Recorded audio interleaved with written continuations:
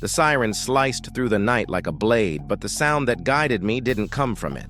It came from his bark, hoarse, urgent, echoing down the rain-soaked alley. My heart was pounding, my boots sinking into the mud, but all I could see was his silhouette ahead of me, the reflective vest flashing under the flickering light of the street lamp. "Wait, partner!" I shouted, but he didn't wait. Then everything happened too fast. A flash, the sharp crack of a gunshot, the metallic smell of blood mixing with gunpowder. When I reached him, he was down, eyes still locked on me as if making sure I was alive. My world stopped right there, and in the depths of that darkness, I realized the target wasn't the suspect, it was me.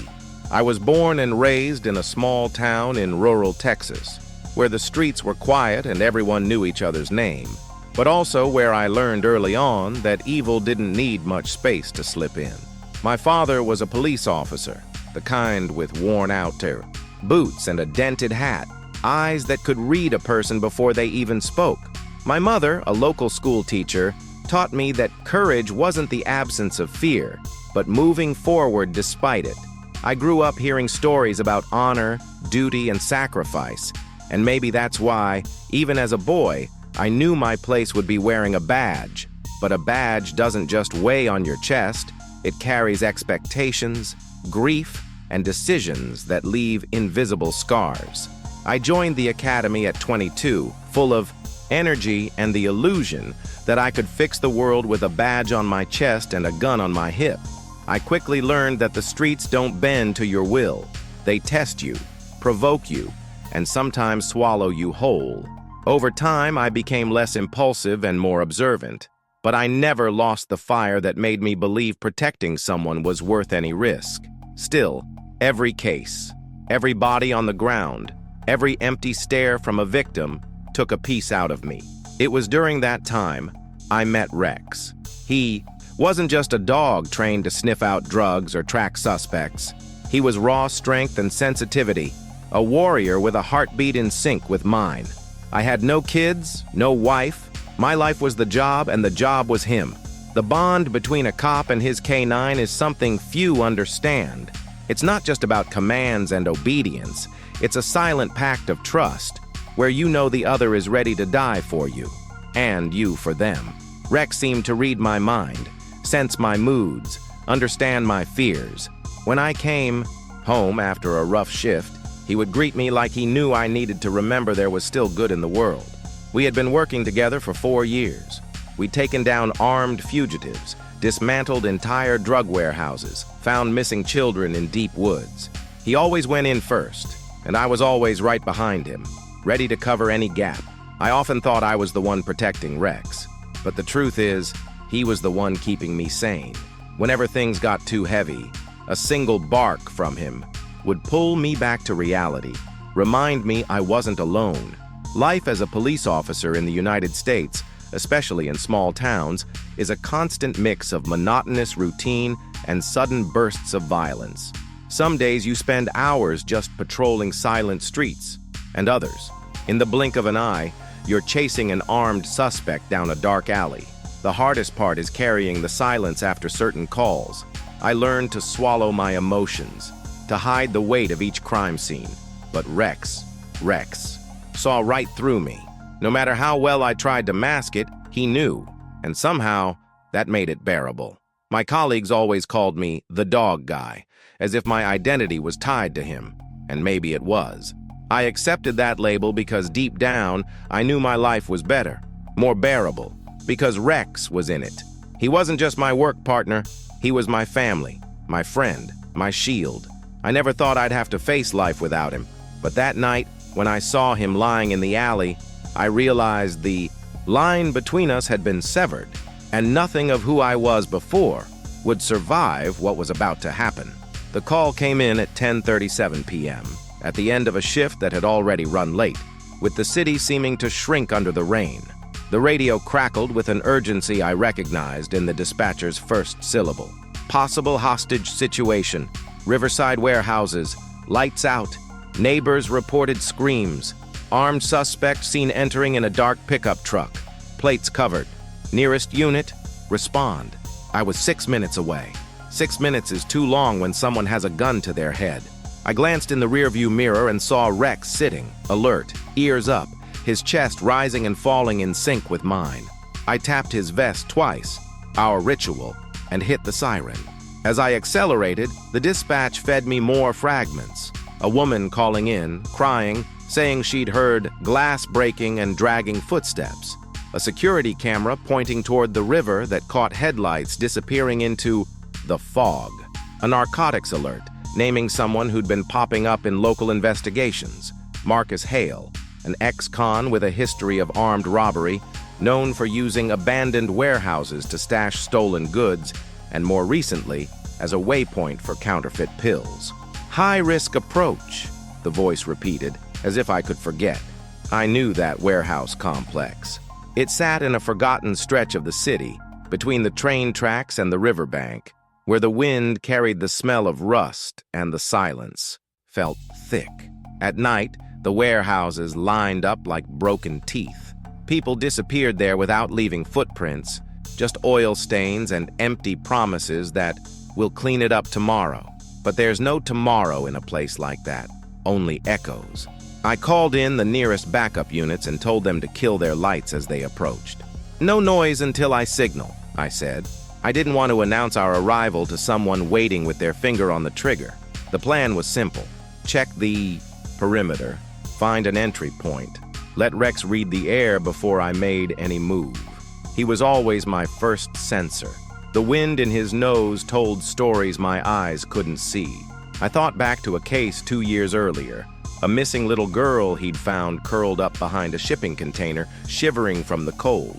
Sometimes, to survive, you have to sniff out hope where it doesn't seem to exist. That night, I needed that again, not just as a cop, as a human being. The rain grew heavier as I made the final turn. Building facades blurred past, boarded up windows, peeling paint, a metal door swinging open and shut in the wind like a broken heartbeat. I killed the siren a block away, left the patrol lights flashing in alternating mode for a second, then shut them off completely. Rex stood in the back seat, vest brushing against the leather, chin resting on the headrest, waiting for my command. The city, for a moment, was nothing but rain and metal. We have a possible victim, possibly more than one, came the update.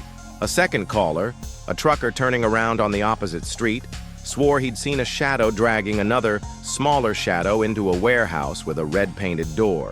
Red door, building 14. I locked that detail into memory. Every detail saves or costs a life. I parked the cruiser behind a stack of abandoned pallets, which would give me cover if anything came out of the dark. I strapped my holster over my jacket, checked my flashlight, body cam, and radio. My right hand was sweating inside my glove, and I didn't know if it was from the cold or the fear. No matter how many years you've been on the street, fear always finds a crack. The difference is what you do with it once it's in. Unit 21 on perimeter. Standing by for silent sweep, I reported. On the other end, the faint sound of engines in low gear. Backup was 3 minutes out. 3 minutes is also too long when someone's screaming for help. I looked at Rex. He tilted his head, eyes fixed in the same direction as mine. Building 14, red door. A thin blade of light leaking from underneath like something inside was breathing.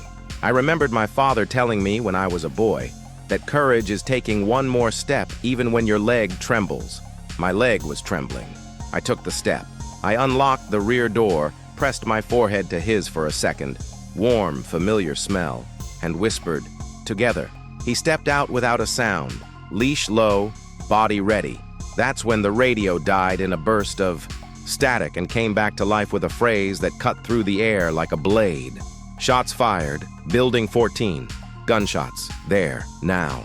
The world narrowed to a single point, the red door. And as I pulled in the deepest breath of my life, Rex moved 2 steps ahead as if to say, "We go now." I followed, and the night swallowed us whole. The front gate to the complex groaned like it hadn't been opened in years, but the fresh tire tracks in the muddy puddle made it clear we were in the right place. The ice, smell of rust and burnt oil mixed with the rain, creating a heavy air that clung to the skin. The silence wasn't the silence of abandonment. It was the kind that hides held breaths, the kind that comes before an ambush.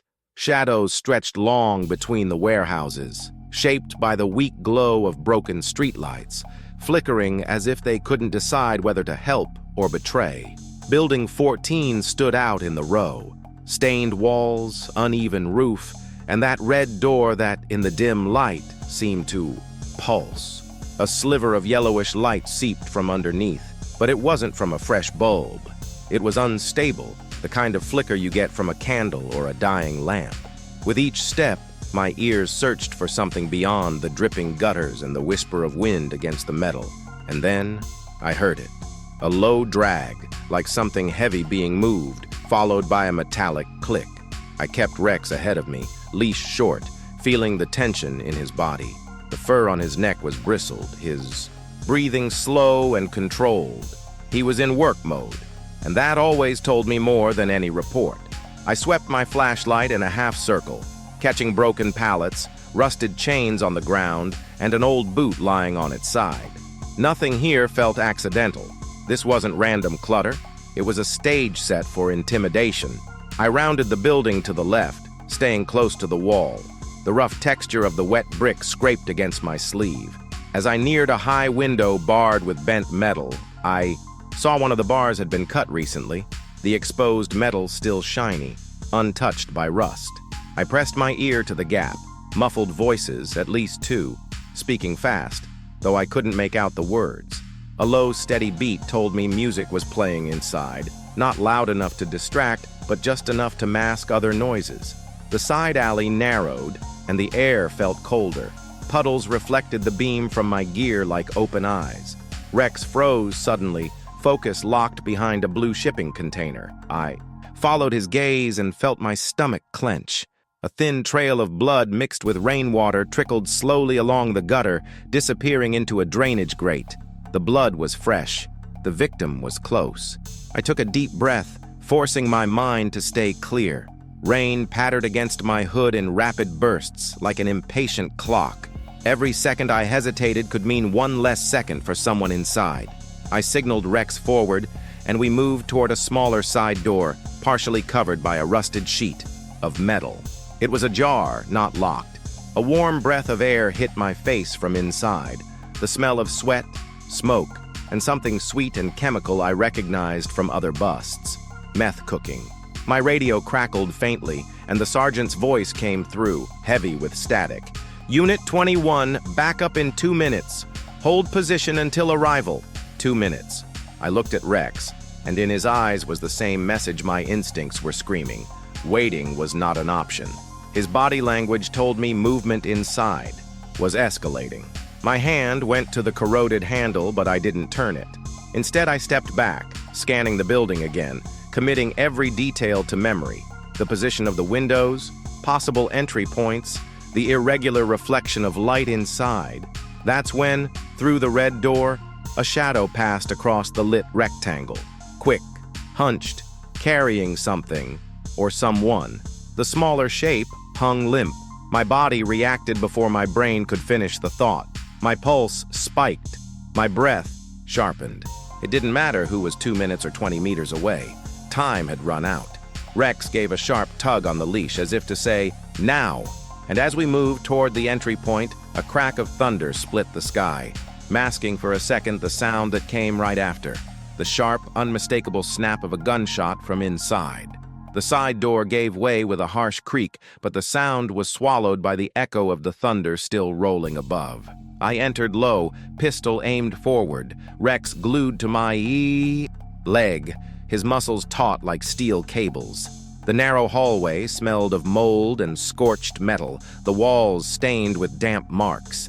Light came in weak bursts from flickering fluorescent tubes, each flash like a final breath.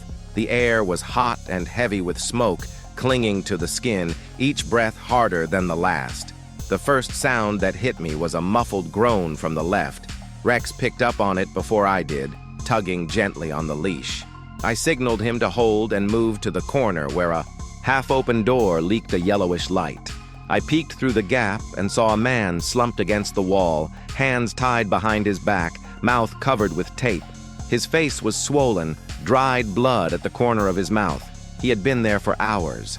Before I could step inside, a metallic clang echoed from the far end of the warehouse, followed by hurried footsteps. Rex let out a low growl, the kind that told me danger was on the move.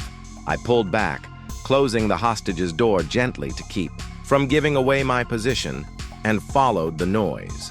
The hallway opened into a wide space, the high ceiling disappearing into darkness. Stacks of crates and barrels cast warped shadows, shapes that looked ready to pounce. Between them, a brief flash of metal, a weapon in someone's hand. It happened fast. Two figures crossed the open space between the stacks, one of them holding something small and close to his body. From the posture, it wasn't merchandise, it was a person. "Police! Drop the, weapon and release the hostage!" I shouted, my voice firm, projected. The taller one glanced at me for a second and answered with 2 sharp gunshots. The sound roared through the warehouse, blending with Rex's explosive bark as he launched forward before I could stop him. He cut through the space like a living arrow, targeting the armed man. The impact was brutal. The suspect went down on his back, pistols skidding across the floor. The second man shouted and bolted down a side corridor, dragging the hostage with him. I chased, my boots slipping on the floor slick from leaking water. The warehouse seemed to twist around me, each shadow more threatening than the last. Behind me, I heard a muffled cry of pain and the sounds of a struggle. Rex still locked in with the first suspect. I knew he could handle himself, but every second apart from him was a risk. I followed the fleeing man to a door leading to the back of the complex, where a narrow hallway ran to an abandoned office. The walls were covered in graffiti, names and symbols, and the sharp smell of ammonia burned my eyes. The man turned, shoving the hostage, a woman, gagged, eyes wide with terror, into me to buy himself time. I pulled her in and shielded her with my body as he drew a knife. I raised my weapon, but before I could act, a sound from the corridor froze me in place. A sharp bark followed by a gunshot. The world shrank to that sound. Rex's cry wasn't an attack bark, it was pain. My body reacted on, instinct surging forward. The suspect used the moment to dash through a side door, disappearing into the rain-soaked night. I wanted to chase him, but my legs were already carrying me toward the noise. I tore back through the hallway to the main floor, the rain's echo mixing with ragged footsteps and labored breathing. Between the stacks of crates, I saw him, Rex on the ground, chest heaving fast, his fur matted with red. The armed suspect was gone, only the dropped pistol and a fading blood trail remained. I dropped to my knees beside him, my hands shaking as I tried to stem the bleeding.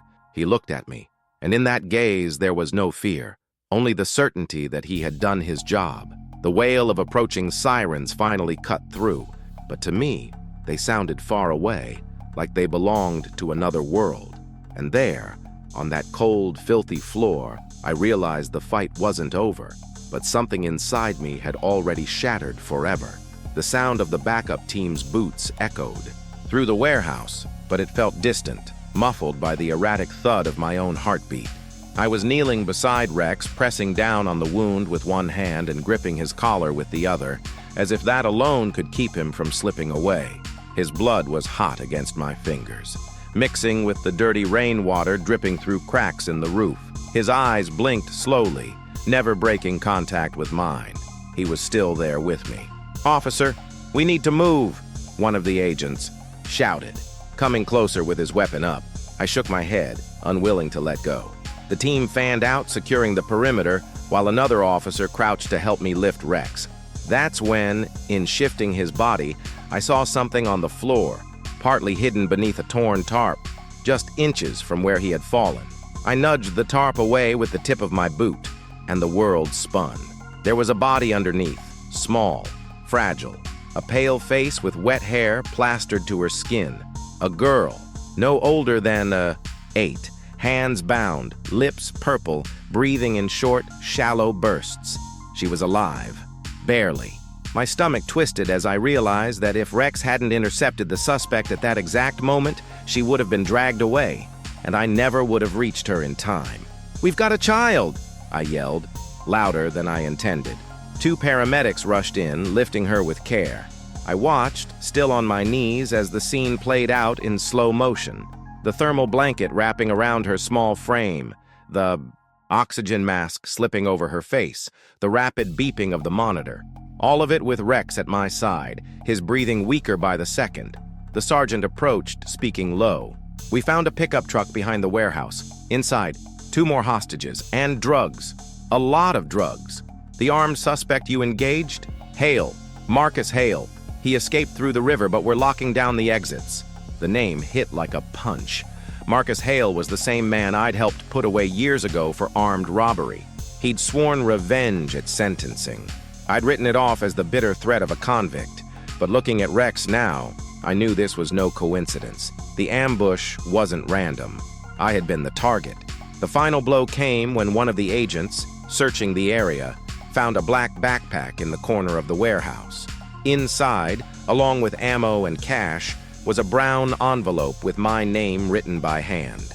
My back went cold as I opened it and saw the photos. Me, leaving my house. Me, fueling the car. Me at the park with Rex. All taken from a distance, like a predator watching its prey. The sergeant's expression hardened. He was hunting you, and he knew exactly how to hurt you. That's when I understood what Rex had done. He hadn't just followed his training. He'd put himself between me and the bullet Hale meant for me. The bite, the fight, the distraction, all calculated by pure instinct to protect. It wasn't coincidence that he'd lunged before I could. He knew, and he decided my life was worth more than his. The paramedics were trying to stabilize him, but his movements were slowing. I held his muzzle in both hands, resting my forehead against his, silently promising that, no matter what, I would hunt Hale down to the end. Not just for vengeance, but because my partner, my friend, had given everything so I could keep breathing. And as they lifted him onto the stretcher and carried him toward the ambulance, a cold certainty settled into my chest. The real war wasn't against the dealers or the criminals in the dark. It was against the emptiness that starts growing when you lose someone who would give their life for yours without hesitation. And that emptiness had already begun to swallow me. In the back seat of the patrol car, as the ambulance pulled away with Rex inside, I could feel the engine humming under my boots, but I heard nothing. The radio chatter, the sergeant's orders, the rain drumming on the roof. It was all distant, muffled, like I was underwater. My hand was still stained with his blood, and I couldn't unclench my fist, as if opening it meant accepting that this was already beyond my control. There was a battle raging inside me, and it wasn't just against the pain. It was against the guilt. Over and over, I asked myself if I could have done something differently, if I had waited for backup before going in, if I had called Rex back, if I had gone in first. The questions came like blades, slicing through every thought before I could finish it. Deep down, I knew that in the job I chose, there's no room for if. There's only what was done and what can't be undone. But logic means nothing when the one at stake is someone you love. Rex's face flashed in my mind in fragments. Alert in the back seat, that sharp bark before he launched, the way he locked his jaw but kept his body low, protected. He knew the situation was too dangerous. So did I. But in my code, when there's a life at risk, retreat is never an option.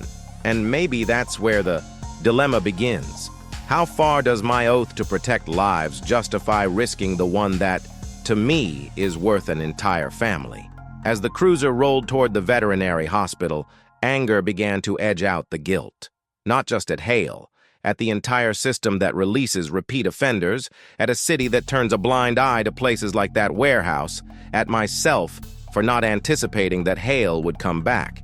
I had looked him in the eyes once, years ago, when I cuffed him. I saw the hatred there, but I also saw a broken man who might still have had a chance to turn around. I wanted to believe in that.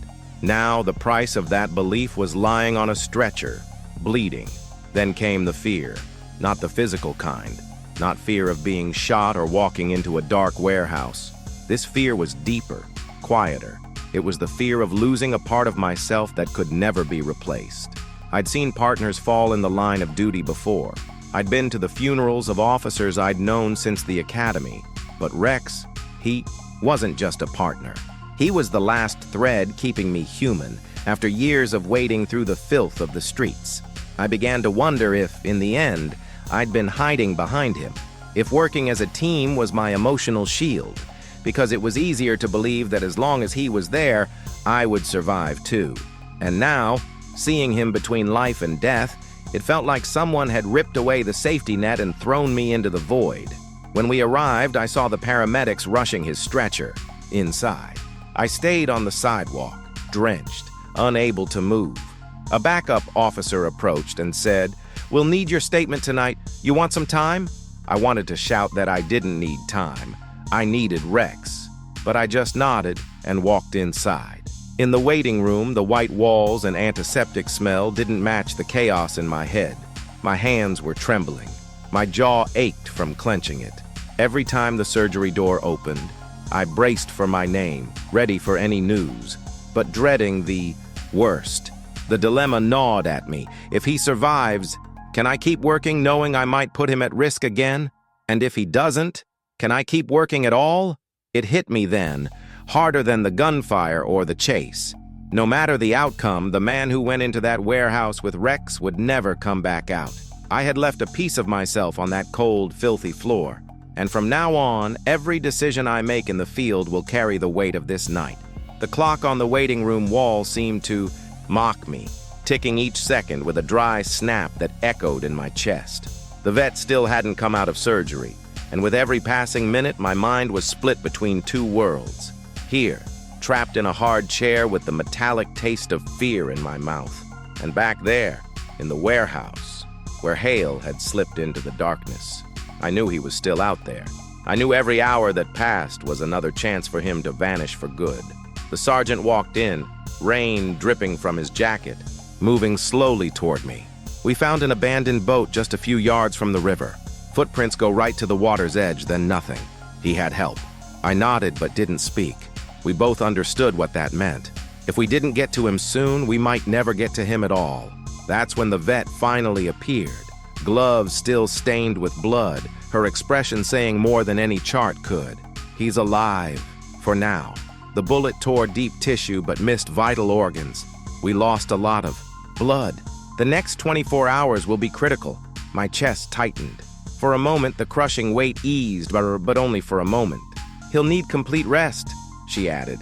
Any stress could compromise recovery. She didn't have to say it. Rex was off the field for a long time, and that's when the decision began to take shape.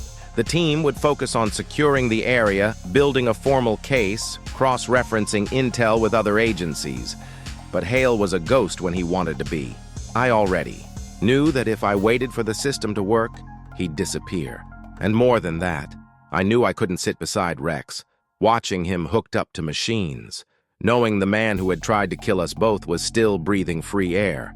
I looked at the sergeant. "Put me on the search." He frowned. "You need rest, and you need to stay here." I shook my head. "I can't. This isn't just another case." He stared at me in silence for a few seconds, weighing my stubbornness, then said, "If you do this, it's not for the department, it's for you." I didn't deny it. He was right. The final push came when I walked into Rex's recovery room.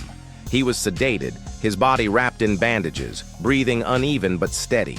I placed my hand on his head and said, the same way I did before every shift, "Wait for me, partner. I'll be back." This time, it wasn't just habit, it was a vow. I went to the locker room and gathered my vest and gear. Every motion was automatic, muscle memory taking over. I slipped the envelope with the photos I'd found in the warehouse into my inner pocket, not for evidence, for fuel, to keep Hale's face burned into my mind with every step. Before leaving, I ran into a colleague in the hallway. He looked at me and asked, "You're going after him, aren't you?" I simply replied, "I'm not waiting for him to come back and finish what he started." And then I walked on. Outside, the rain had thinned to a drizzle, but the cold still cut like a blade. I slid into the driver's seat, started the engine, and before shifting into gear, I glanced at the empty back seat. The absence of Rex was a physical void, almost tangible. I took a deep breath, put the car in drive, and muttered to myself, "It's now or never." I knew that from that moment on, every step I took would be off the books. But I also knew that if I did nothing, I'd carry the image of him lying in that alley, bleeding because of me, for the rest of my life. That was a sentence I wasn't willing to serve. And so, with the city asleep and the weight of the night still on my shoulders, I stopped being just a cop hunting a suspect. I became a man on a personal hunt. And deep down, I knew, when I found Hale, there would be no talking. The first consequence hit before I even pulled out of the veterinary clinic parking lot. The patrol radio lit up with orders from dispatch. Tighten roadblocks at every exit from the city, question anyone connected to Hale, sweep warehouses and abandoned houses. Units were moving, but I knew this net had holes too wide to hold someone like him. Hale was an opportunist, and now, with his pride wounded, he'd be even more unpredictable. As I drove through the wet streets, my service phone rang. It was the sergeant. "I hear you've left. You're not planning to follow protocol, are you?" The question didn't need an answer, but I gave one anyway. Protocol wasn't on his mind when he pulled the trigger. The silence on the other end told me everything. He knew I wasn't. Turning back, he hung up without another word. With every turn, I felt the weight of what I was doing. I was breaking the chain of command, stepping away from the safety of the team, and it could cost me my career. But none of that mattered compared to the image of Rex on the ground, blood pooling around him. I'd already decided, if my badge was the price, I'd pay it. The first places I hit were spots Hale knew: an abandoned depot on the east side, a junkyard gangs used to stash stolen cars, a roadside bar where informants traded silence for cash. The pattern was the same at each stop. Nervous eyes, evasive answers, doors shut in my face. It was as if everyone already knew he'd done something big, and that the city was about to be turned upside down. Meanwhile, word was spreading at the station. Short messages came in from fellow officers. "Stay strong, partner. We've got your back." But there were warnings, too. "Careful, Hale's not alone." That only reinforced what I already felt. That time was my enemy. The longer I waited, the stronger his support network would become. At the vet hospital, the medical team sent updates to dispatch about Rex's condition. Between searches, I'd get quick calls. Unstable blood pressure, emergency transfusion, slight improvement. Each ring of the phone made my heart race, bracing for the worst. But he kept fighting. Somehow, that kept me going. Hours into the night, the rain returned. The city blurred into a foggy haze where every shadow seemed to move.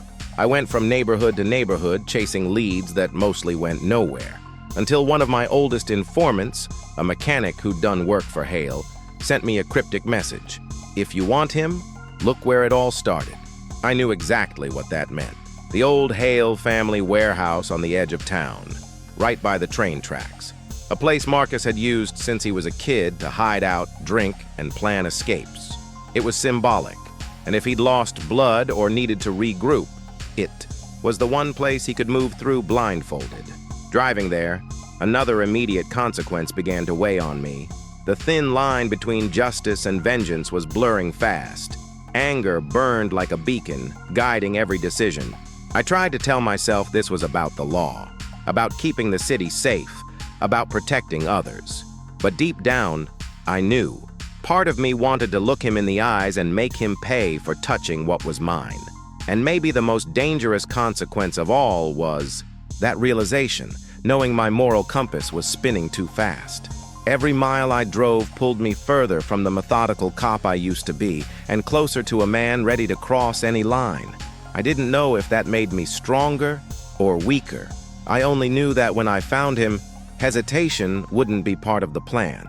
As I turned the final corner toward the Hale warehouse, its broken windows caught the weak light from the street lamps. Inside, a shadow moved quickly.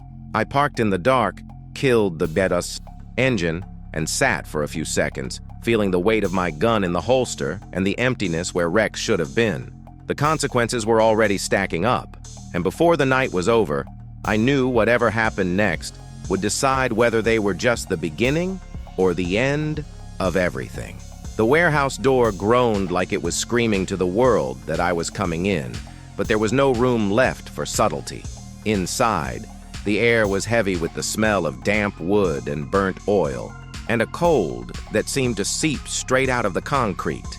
The only light came from a single bulb hanging by a wire, swaying slightly with each gust of wind slipping through unseen cracks. In the corner, sitting on a rusted chair, was Marcus Hale. His right hand was bandaged, dark stains soaking through the fabric, and there was a smug, deliberate smile on his face. "Knew you'd come," he said, voice low and dragging. "You and that dog, inseparable." I kept my gun trained on him but didn't move. Closer. I wanted to hear what he had to say. "You tried to kill me." My voice came out steady, but it carried something I hadn't felt in a long time. Raw hate. Hale chuckled, tilting his head like he was measuring my reaction. "I didn't miss, officer." The way he said officer was a calculated insult. "I aimed at you, but your dog..." He decided to step in the way. Gotta admit it was something to see. My finger twitched on the trigger, but he kept going, pushing deeper. "You know the difference between you and me? I don't get attached. You think that mutt was your partner, but he was just a tool. Tools break. And when they do, you just get another." Something inside me threatened to snap. I stepped forward, breath quickening, and then a voice came from behind. "Don't do it!" I turned slightly and saw the sergeant standing at the entrance, hand on his weapon, eyes locked on mine. "If you pull that trigger now, he wins." "He already won," I said quietly, almost a whisper. The sergeant walked closer, speaking just for me. "Look around. He's injured, cornered. A man with no control over his fate will say anything to provoke you, to drag you down to his level, but you still have a choice. This isn't for you. It's for Rex." Hearing his name hit me like a punch. I saw Rex again in the back seat of the cruiser, ears alert, ready to run ahead of me without a second thought. I saw the look in his eyes before he collapsed in that alley. That look wasn't asking for revenge. It was asking me to make it out alive. I took a deep breath, lowering my gun a fraction. Not relaxed, just decided. "You're not worth my hate, Hale. Only the cuffs." He gave a faint smirk, like it didn't matter. The sergeant moved in and cuffed him while I kept cover. Hale didn't resist, but his eyes stayed locked on me, memorizing every detail like he was already planning the next time. Before being led out, he said, "I'll remember this, officer. Next time, there won't be a dog to save you." I could have answered, could have thrown a threat back, told him there'd be no next time. But I chose silence, because I realized that, as poisonous as this conversation was, it had given me something I'd almost lost: control. Hale wanted me to cross that line, to become him. I wasn't giving him that gift. As the patrol car carrying him pulled away, the sergeant looked at me. "You did what you had to do." I nodded, saying nothing. What I had done wasn't just arrest a criminal. It was prove to myself that I could still be the man Rex believed I was. And as the red and blue lights faded into the night, I knew the real victory wasn't capturing Hale. It was not letting him turn me into something I wouldn't recognize in the mirror. The next morning, I found myself sitting on a wooden bench outside the veterinary clinic, still in a damp, stained uniform. The streets were silent, and the cold air carried the scent of wet earth. For the first time since it all began, I let myself stop, not to rest, but to face what had happened. The hunt for Hale was over, but the storm inside me was still raging. I spent hours replaying every detail of that night. The radio call, the dark warehouse, the gunshot, Rex collapsing. It was almost cruel how clearly I remembered each second. The human mind has this awful gift, freezing the moments you most want to forget. And yet, it wasn't just pain I felt. There was a deep, quiet gratitude there too. When the sergeant told me that not crossing the line had been the right thing to do, it sounded like a standard comment at the time. But the more I thought about it, the more I understood he was right. Hale didn't win because he didn't succeed in turning me into his reflection. And maybe, for the first time in my years on the job, I managed to separate my anger from my duty. Before, I thought keeping my finger off the trigger was just following the manual. Now I realize it's more than that. It's preserving the part of me that's still human. Rex taught me that without ever knowing it. He didn't charge forward out of hate. He did it out of instinct to protect, out of loyalty. And looking back, I can see that every time he put himself in front of danger, it wasn't to defeat the enemy. It was to make sure I came home. That distinction has changed how I see my work.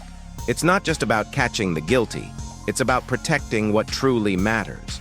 Later that morning, the vet came outside and found me there. She smiled, tired but with a glint of hope in her eyes, and said, "He's strong, stronger than I thought. He's responding well." Those words lifted a weight off my chest. I went in to see him. Rex was lying down, bandaged, his chest rising and falling slowly. When I said his name, he opened his eyes for a moment. It wasn't full of energy, but it was enough. He knew I was there. I sat beside him talking about things he might not understand, but that I needed to say.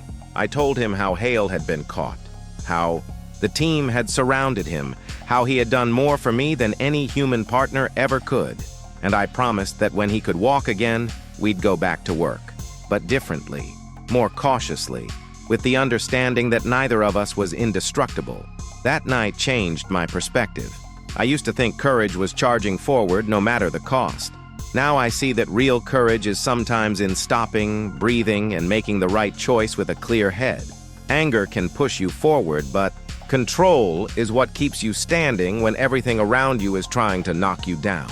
2 days later, I finally went home. My uniform was still in the corner, the dried stains of mud and blood on it. I couldn't bring myself to wash it yet. It wasn't just dirt. It was a reminder of what we'd lost and what we'd saved. A symbol that no matter how much darkness tries to pull you in, you can still choose the light. Looking in the mirror that morning, I realized something had changed forever. I wasn't the same man who had walked into that warehouse. I was someone who had learned the hard way that loyalty has a high price, but it's worth every drop of blood, as long as you don't lose yourself along the way. That's the lesson Rex carved into me. And even though he was still recovering, I knew that together we'd find a new way forward. Because deep down, that's all he ever wanted, for me to come home, whole. The final report on the incident was filed days later, but for me, the operation only truly ended when I saw Hale being escorted into the county jail, handcuffed, wearing that same cold stare he'd had the day I first met him. His record now carried fresh charges: attempted murder of a police officer, kidnapping, drug trafficking, illegal possession of a firearm, assault. Enough to keep him behind bars for a long time, if the system didn't fail again. On paper, it was a victory. In reality, it was just the close of one chapter. On the day he was transferred to a maximum security prison, I followed the convoy from a distance. Not because I needed to for the case, but because I needed to for myself. I had to see with my own eyes that he was truly gone, locked away from the streets he'd poisoned for years. When the last steel door clanged shut behind him, I felt a strange kind of relief, not lightness, but a weight shifting inside me. Meanwhile, Rex was still at the veterinary hospital. Visiting him became the most important part of my day. I'd arrive, with my uniform still smelling of rain and asphalt, sit on the floor beside his bed, and stroke his fur, avoiding the bandaged spots. The vets kept telling me his recovery was remarkable for the type of injury. I knew it wasn't just physical resilience, it was his spirit. Even weak, he still looked at me as if to say, "So, when are we going back out there?" Back at the department, the incident set off a chain reaction. The central office tightened training protocols for high-risk K9 entries, and new measures were put in place to keep dogs from being unnecessarily exposed in situations like Rex's. I was asked to speak at internal meetings, not only about the operational aspects, but also about the emotional toll of nearly losing a four-legged partner. It was strange to stand there in front of officers I'd known for years and talk about feelings I'd always kept locked away. But I realized that was part of closing this case, turning pain into something others could learn from. When the case was officially marked as closed, the sergeant called me into his office. He handed me a copy of the report with my signature next to a handwritten note from him. Survival isn't just coming home alive, it's coming home whole. I didn't need to ask. I knew it was his way of saying he understood what I'd been through. During Rex's final week of recovery, the team called me in to watch him stand up on his own for the first time. His body was still lean from the injury, but he took 2 slow, steady steps toward me. I dropped to my knees, and he pressed his muzzle into my hand, just like he used to before every shift. In that moment, I knew the operation hadn't truly ended with Hale's arrest. It ended right there, in that reunion. The night he was shot could have left me with nothing but emptiness and aimless rage. But in the end, it gave me something I didn't expect. The certainty that even when the darkness closes in, we can still choose how we come out of it. On paper, the conclusion is clear. Suspect arrested, victims rescued, drugs seized, K9 wounded in the line of duty. But for me, the real conclusion isn't in any official document. It's knowing that the job isn't measured only by the arrests we make, but by the lives we manage to protect, including our own. When I walked out of the hospital that day with Rex by my side, the sky was clear for the first time in weeks. Sunlight glinted off the wet asphalt, and the city seemed to breathe again. I looked at him, still moving a little slow, and realized we both carried scars. But we also carried something greater, proof that together we'd made it through the worst. And that, to me, was the true conclusion of the incident. Not a period, but the start of a partnership that had been tested at its limit and survived. A few weeks later, life began to find a different rhythm. Not the same as before, because after a night like that, nothing ever goes back to exactly what it was, but a pace that allowed us to keep moving forward. Rex was no longer limping as much, and though he was still in rehabilitation, his energy was slowly returning. Sometimes I'd catch him staring out the window, ears pricked at the distant sound of passing sirens. It was as if he knew the work was still out there, waiting for us. I had changed too. For years, my life had been nothing but answering calls, chasing criminals, and coming home only to get ready for the next shift. There was no room for reflection, no time to notice what each incident left behind inside me. But that night forced me to pause. For the first time, I understood that surviving danger isn't just about training or luck. It's about the choices you make when you're face to face with the worst. A lot of people asked me why I didn't pull the trigger when I had Hale in my sights. Some called it weakness, others maturity. I never give them the answer they expect. I just say that if I had crossed that line, I wouldn't have been honoring what Rex did for me.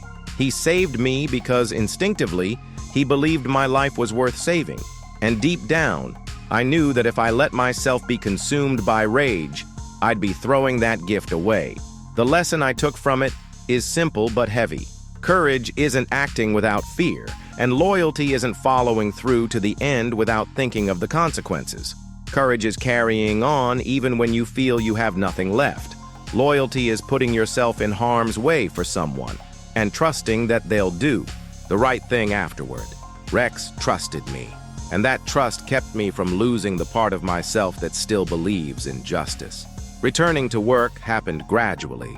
At first, I left Rex at home, on the vet's orders. Every time I went out without him, that empty back seat felt like a physical reminder of what I'd almost lost. But I also learned to value every moment with him, not just the ones on duty.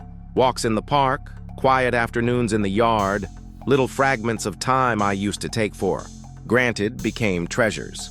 One day, while walking him down the street, a boy approached me, curious, and asked, "Is he the dog that took a bullet to save you?" I smiled and answered, "He's much more than that. He's my partner." The boy petted Rex, and I saw in his eyes the same kind of admiration I'd once felt when I first joined the force. Admiration for the act of protecting, not for the glory of catching someone. The story had spread through the city, becoming something bigger than me. Letters and messages began arriving at the station, not just for me, but for Rex. People wrote that his courage made them rethink their own lives, that they'd started valuing the people and animals standing beside them. That's when I realized our case had become a reminder that heroes come in many forms. some with 2 legs, others with 4. In the end, the greatest lesson wasn't about tactics in a shootout or sticking to protocol in a dangerous op. The real lesson was about humanity, about understanding that what truly keeps us alive isn't just instinct, but the bonds we choose to build.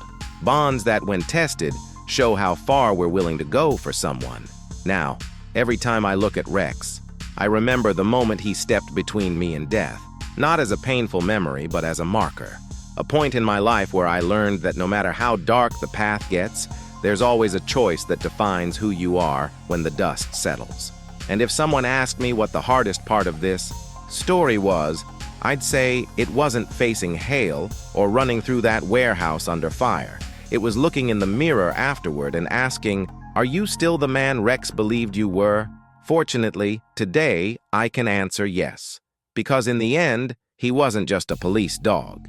He was, and will always be, living proof that loyalty can save lives and souls. If you've made it this far, subscribe to the channel and tell me in the comments which part of this story hit you the hardest. Your feedback matters and helps me keep bringing real stories of courage and humanity.